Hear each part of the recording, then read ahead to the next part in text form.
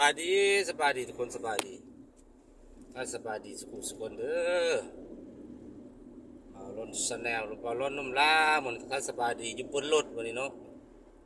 ปกติกับจิถ่ายแต่ทั้งหนาวันนี้ก็เลยลงถ่ายทั้งกล้องหนาถ่ายเอาภาพบรรยากาศหนารถเด้อทุกคนเด้อถ่ายสบายดีกันเก่า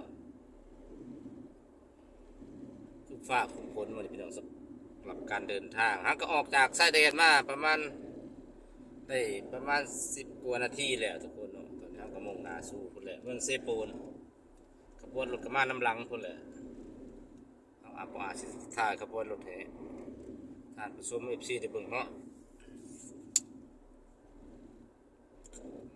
ตามอย่างนั้นแปลงรถแปลง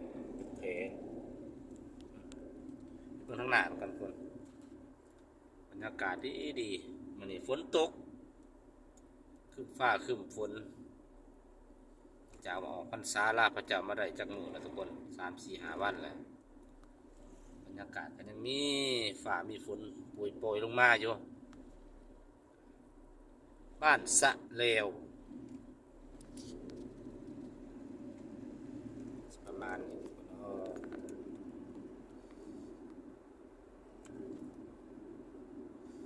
ลมพัดตาเป็นเปิดลมพัดตาซื้อว่า40 เศษตา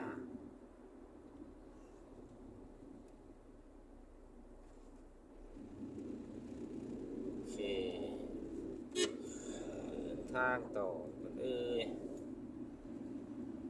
ถนนไม้เลข9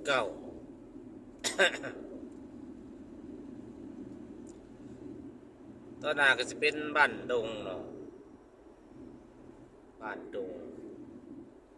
แยกทางแบ่งเขาเมืองละนองตัวหน้าจุดที่มีอนุสาวรีย์นักรบเก่าหลายคนอาจจะเคยเห็นอยู่ในคลิปเนาะ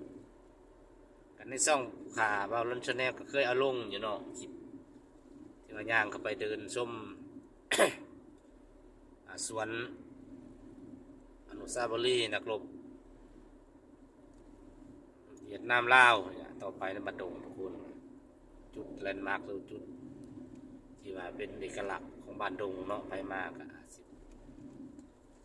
ผ่านในการเข้าไปหับส้มแล้วก็ถ่ายเป็นคลิปนี่ฮอดทุกคนทำการเด้อนี่